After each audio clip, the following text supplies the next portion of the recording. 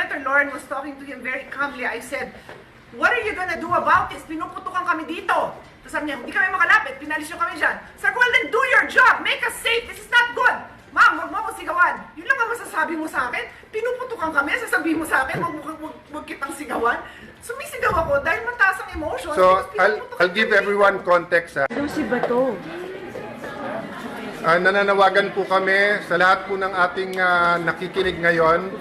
I'm in the Senate with the other senators. We're having a caucus. Nabalitaan po namin na allegedly may mga taga-NBI na gustong pumasok. Nakita na nagbabarena ng pinto galing ng walls galing dun sa GSIS side. So we have our security here. Papasalamat kami sa PNP, outside and inside meron. Nandito ang Marines, but ito po ang emergency. Nagkaputukan na po. May report ako from the Sergeant at Arms. So the NBI is denying na tao nila, pero nagkaputukan na. So we don't know what's happening. Everyone's locked in their rooms now. We cannot go out. We cannot secure our other staff. Senator Bato, Senator are together. Walang sumasagot from the government, from us. This is the Senate of the Philippines. This is the Senate of the Philippines. May putukan na po dito. So sa lahat ng nakikinig, please, DND, DILG, what is happening? NBI, what is happening? Why are we under attack here? I don't know what's happening, but I do not know if I can keep my people safe here. I'm willing to go out. I'm willing to face anyone who is going to serve the warrant or do whatever. I told you, you're welcome to serve. But do not do this. So please help us. Please let us know what is happening here. I will repeat po, kinonfirm ng ating Sergeant at Arms na nagkaputukan na po. Many senators here have the numbers of the AFP Chief of Staff, etc. We're trying to get in touch, no? So far po, nagpe-perform yung Marines dito, yung OSAA, yung police sa labas. But inside the building, we do not know what's happening. I'm sorry I have to do it this way. Hindi po namin malaman kung ano nangyayari. So, I'm relying on your prayers po, and I'm relying kung may nakikinig from the government here, what is happening po dito sa Senado. We have received the article of impeachment po. It is here. We are having a caucus how we will address that. So why is this happening at bakit may putukan nga dito? Please, someone respond, call us, let us know what's happening. Okay, so si Senator Lauren at si Senator Pia finally got in touch with the NBI director. So they're here, they're here in the room. We have to turn off the lights dahil may putukan na nangyayari. Si Senator Pia and si Senator Lauren called the NBI director. He said wala daw sila dito dahil pinaalis daw nila dito. So he said, please find out what's happening kasi nagpuputukan. Sabi niya walang magagawa kasi pinaalis.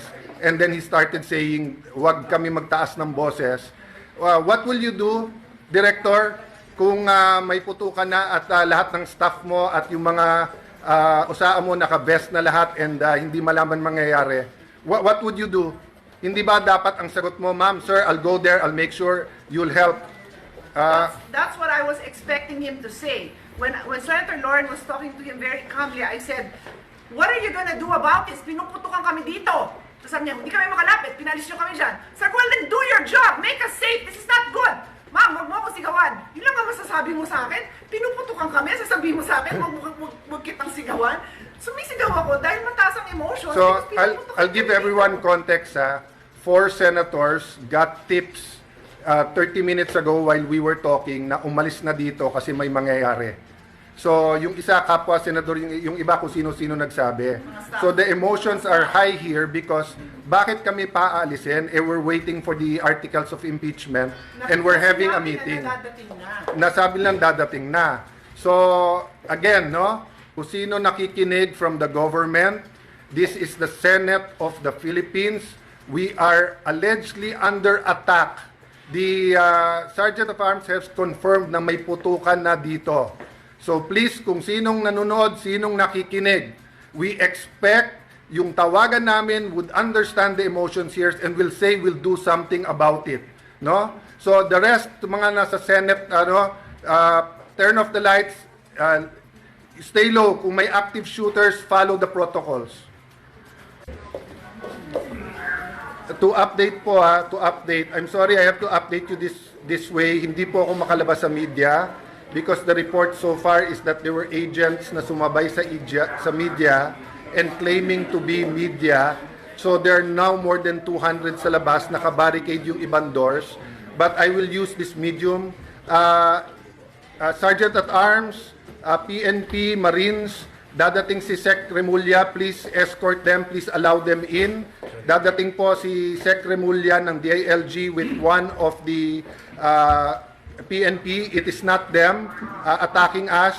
Allow them in, isa-secure daw ang building at tayo. But I just want everyone to know, ito pong grupo na nandito, we're not going to leave each other, we're not going to leave Senator Bato. May agreement na, we're still looking at the Supreme Court decision, but his legal remedies have not been exhausted.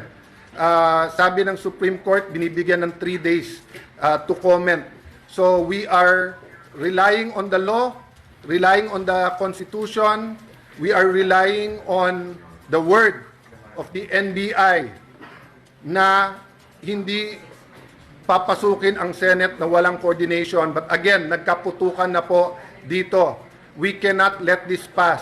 So, Osaa, I'm trying to call you. Papasukin nyo po si Secretary Remulla. He's here to help.